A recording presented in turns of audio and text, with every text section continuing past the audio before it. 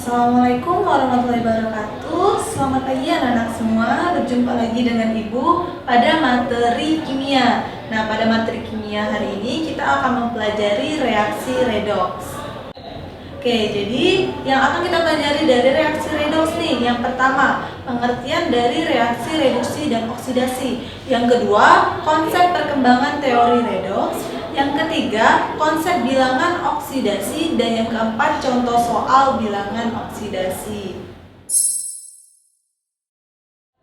Nah, masuk kita yang pertama nih, reaksi redoks. Nah, reduksi dan oksidasi ini dia berlangsung bersamaan atau stimulan. Makanya dia dinamakan dengan reaksi redoks atau reaksi reduksi oksidasi. Nah, contoh reaksi redoks ini yang bisa kita lihat dalam kehidupan sehari-hari, contohnya proses perkaratan pada besi yang bisa dilihat di sekitar kita. Oke, sekarang kita masuk ke yang kedua nih, konsep perkembangan teori reaksi reduksi oksidasi. Nah, yang pertama yaitu oksidasi reduksi sebagai pelepasan dan penerimaan oksigen. Sekarang kita masuk ke yang pertama nih, perkembangan teori dari si reduksnya. Jadi reaksi reduksi yang ini dia berupa pelepasan dan pengikat oksigen, di mana redoks itu sendiri adalah reduksi dan oksidasi. Nah, pada yang perkembangan teori pertama ini, di mana dia si reduksi ini artinya pelepasan oksigen. Di mana untuk oksidasinya mengikat oksigen. Oke. Jadi di sini ada dua reaksi nih. Yang pertama, Fe2O3 ditambah 3CO menghasilkan 2Fe ditambah 3CO2. Jadi sebelumnya si Fe ini dia sudah berikatan dengan oksigen. Namun setelah bereaksi ini artinya Fe-nya melepaskan oksigen. Nah, berarti kalau misalkan dia melepaskan si oksigen, artinya ini merupakan reaksi reduksi. Oke. Jadi yang ini merupakan reaksi reduksi karena di sini awalnya dia berikatan, setelahnya dia malah melepaskan. Nah, begitu pula untuk yang reaksi kedua nih, 4Fe ditambah 3O2 menghasilkan 2FeO3.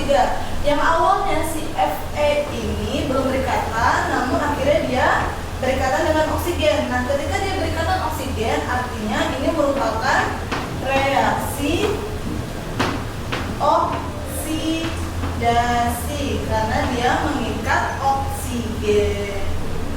Yang kedua yaitu oksidasi reduksi sebagai pelepasan dan penerimaan elektron. Oke, sekarang kita masuk ke yang dua nih, perkembangan teori si redoks. Jadi yang kedua itu oksidasi reduksi sebagai pelepasan dan penerimaan elektron. Jadi di mana oksidasi itu artinya pelepasan elektron dan reduksi artinya penerimaan elektron. Nah, di sini Ibu ada reaksi nih, Ca ditambah S menghasilkan CaS. Jadi ini berupa struktur reduksinya nih. Nah, Ca itu sendiri dia nomor atomnya adalah 20. Jadi untuk konsep yang kedua, kita harus bisa konfigurasi elektron menggunakan model atom Bohr atau kaidah oktet, di mana 20 ini kita konfigurasi 2, 8, 8, 2. Nah, sedangkan untuk yang S, dia mempunyai nomor atomnya 16, di mana konfigurasi elektronnya 2, 8, 6. Oke, jadi menurut kaidah oktet ini, suatu atom apabila untuk mencapai stabilnya dia harus berupa angka 8 atau 2. Nah, bisa kita lihat nih elektrovalensinya. Jadi di sini si Ca dia harus melepaskan 2 agar dia lebih stabil. Nah, begitu pula dengan S. Nah, si S ini dia membutuhkan 2 elektron agar dia bisa stabil. Nah, di sini dia harus melepaskan, yang ini malah membutuhkan.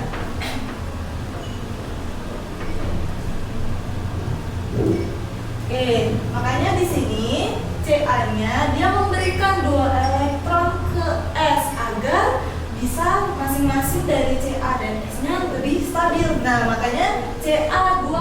Nah, jadi maksud 2+ ini artinya dia melepaskan 2 elektron. Nah, S2- artinya dia menerima 2 elektron. Nah, bisa dilihat nih, yang bulatnya ini merupakan elektron dari si Ca-nya. Jadi yang si S, elektron valensinya ada berapa nih? 2, 4, 6, 8. Yang artinya dia sudah stabil. S-nya sudah stabil, Ca-nya juga sudah stabil.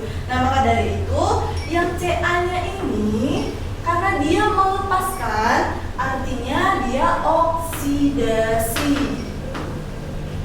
Nah, kalau yang S nih, karena yang S dia menerima elektron dari si Ca-nya, artinya dia reduksi. Oke, jadi beginilah konsep redoks menurut pelepasan dan penerimaan elektronnya.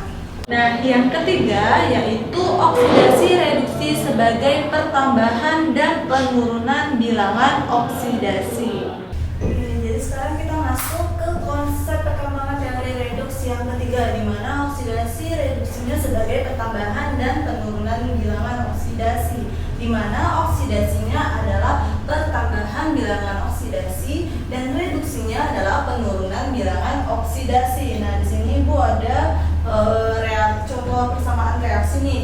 CuO ditambah H2 menghasilkan Cu ditambah H2O. Jadi untuk bilangan oksidasi di konsep yang ketiga ini dia ada aturannya. Nah, jadi yang udah diketahui nih, kalau misalkan yang oksigen bilangan oksidasinya adalah -2 dan yang H dia bilangan oksidasinya adalah +1. Oke. Karena menurut aturan dari bilangan oksidasi, apabila dia berupa unsur bebas, artinya bilangan oksidasinya adalah 0.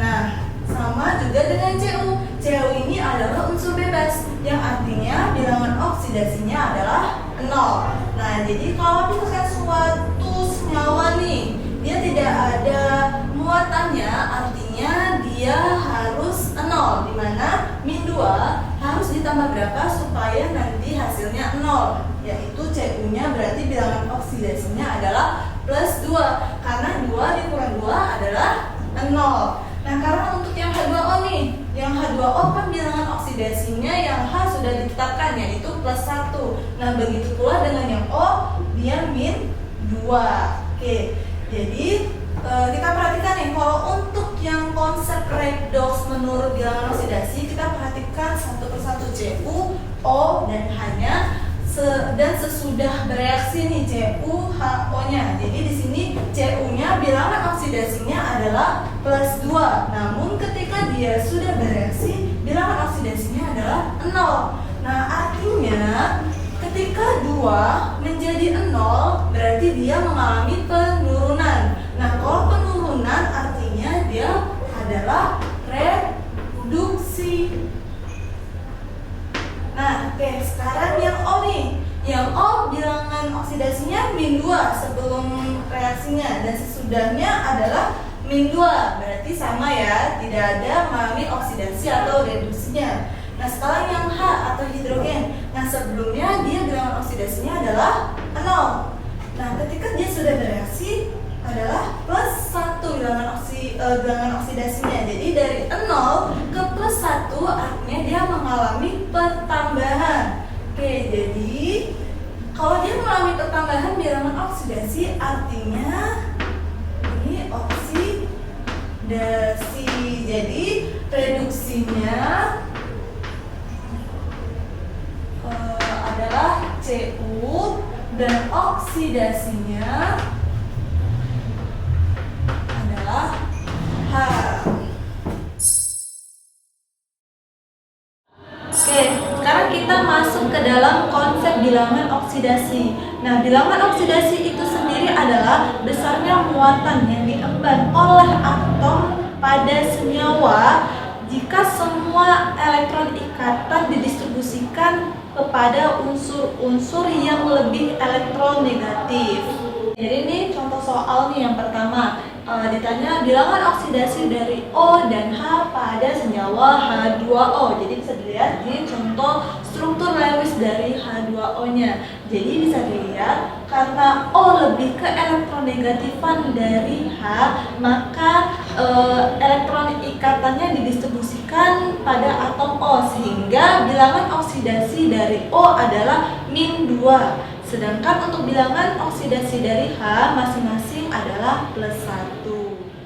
Oke, jadi kita masuk ke contoh yang kedua. Nah, ini ditanya bilangan oksidasi dari H dan O tapi pada senyawa H2O2. Oke, jadi bisa dilihat di sini contoh struktur Lewis dari H2O2. Nah, pada elektron ikatan 1 dan 3 itu dia masing-masing didistribusikan pada O-nya. Nah, sedangkan pada elektron ikatan nomor 2 dia saling tarik-menarik dengan sejenisnya OO. Nah, sehingga nilai bilangan oksidasi dari O adalah -1. Sedangkan untuk yang H adalah +1.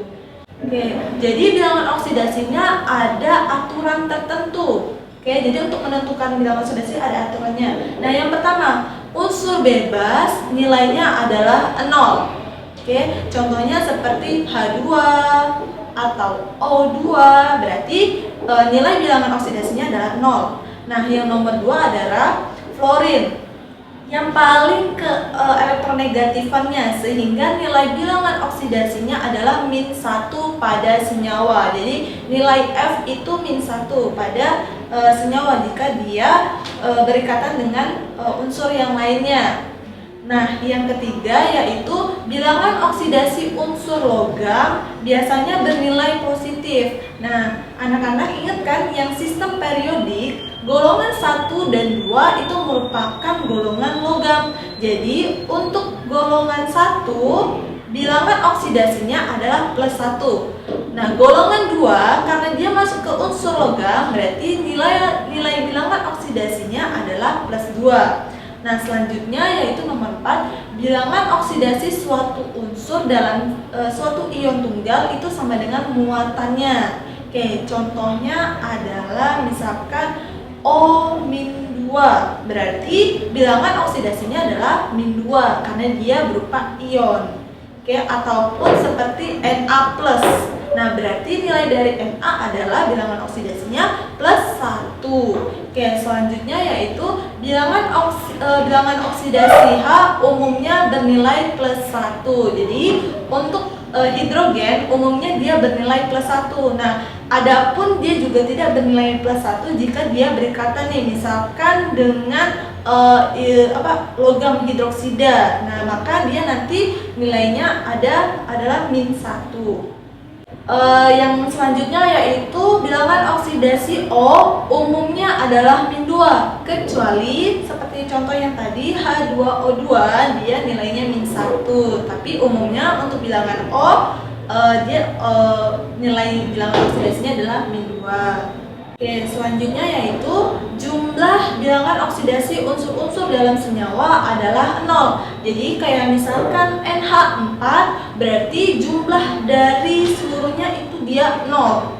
Oke, nah selanjutnya jumlah bilangan oksidasi unsur-unsur ion poliatom itu sama dengan muatannya. Nah, contohnya seperti NH4+.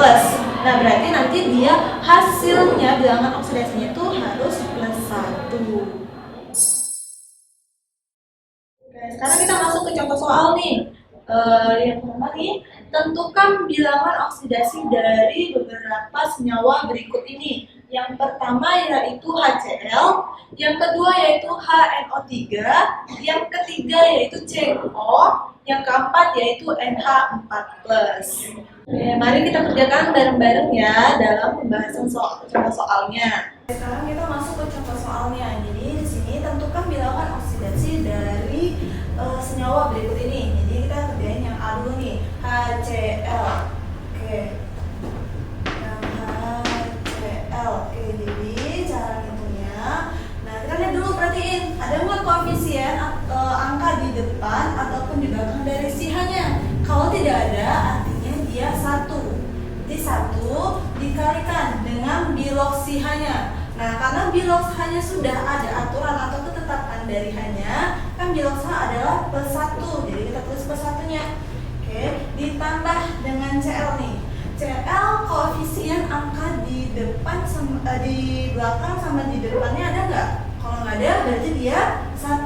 1 dikalikan dengan yang kita cari adalah bilox dari CL-nya. Oke, berarti kita buat bilox CL. Oke, sama dengan, karena kita perhatiin dulu nih, ada muatannya atau tidak. Kalau tidak ada muatan, artinya dia harus sama dengan 0. Oke, jadi kita nih 1 kali 1 sama dengan plus 1 dikalikan 1 kali bilox CL jadinya tambah bilox CL sama dengan 0. Oke, bilox CL sama dengan, kita pindah ruas nih, plus 1 pindah ruas ke sini jadinya min 1. Jadi bilox CL adalah min 1. Oke, sekarang yang B nih, yang HNO3.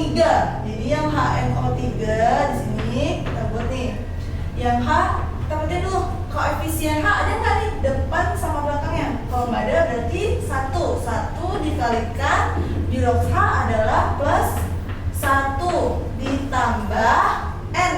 Nah, karena nggak ada angka di depan, koefisien depan sama punya N-nya, berarti dia 1 dikalikan dengan bilox N. Oke, ditambah yang O nih. Kita perhatiin, dia ada koefisien di belakangnya. Berarti kita tulis 3 dikalikan dengan O. Nah, bilox O ini adalah min 2. Kita tulis nih, min 2. Oke, sama dengan, karena dia tidak berupa ion dan tidak ada muatannya, berarti dia sama dengan 0. Oke, jadi kita tambahin nih, 1 kali 1 sama dengan plus 1 ditambah 1 dikali bilox N sama dengan bilox N. 3 dikalikan dengan min 2 sama dengan min 6 sama dengan 0. Oke, plus 1 ditambah bilox N sama dengan, kita pindah ruas nih, min 6 pindah ruas ke sini jadinya plus 6. Bilox N sama dengan plus 6. Dari plus 1 pindah ruas ke yang sini jadinya dikurang 1 sama dengan 6 dikurang 1 plus 5. Jadi bilox N-nya sama dengan 5. Sekarang kita masuk ke contoh soal berikutnya nih, yang ketiga, CuO. Jadi kita cari biloxnya nih. Nah, bilox dari O sudah diketahui, berarti yang kita cari adalah bilox dari si Cu-nya. Oke, jadi sama dengan, nah koefisiennya nih dari Cu, ada nggak angka di depannya sama di belakangnya? Kalau nggak ada, berarti dia 1 dikali, karena kita yang mau cari bilox Cu, berarti kita tulis nih, bilox si Cu ditambah O-nya, ada nggak koefisien belakang sama depannya? Kalau nggak ada, berarti 1 dikalikan dengan bilox O sama dengan min 2. Oke, karena dia tidak ada muatan atau dia berupa ion, berarti harus sama dengan 0. Berarti 1 dikali bilox Cu sama dengan bilox Cu. Oke, 1 dikali min 2 sama dengan min 2 sama dengan 0. Oke, berarti bilox Cu sama dengan, pindah ruas dari min ke sini jadinya plus 2. Oke, jadi bilox dari si Cu adalah plus 2. Oke, sekarang kita lanjut nih yang keempat, yaitu NH4+. Oke, karena si bilox H-nya sudah diketahui, maka yang akan kita cari adalah si N-nya. Berarti di sini sama dengan, kita perhatiin dulu nih, ada nggak angka di depan sama di belakangnya? Kalau nggak ada, berarti 1 dikalikan dengan yang kita cari adalah bilox N. Berarti bilox N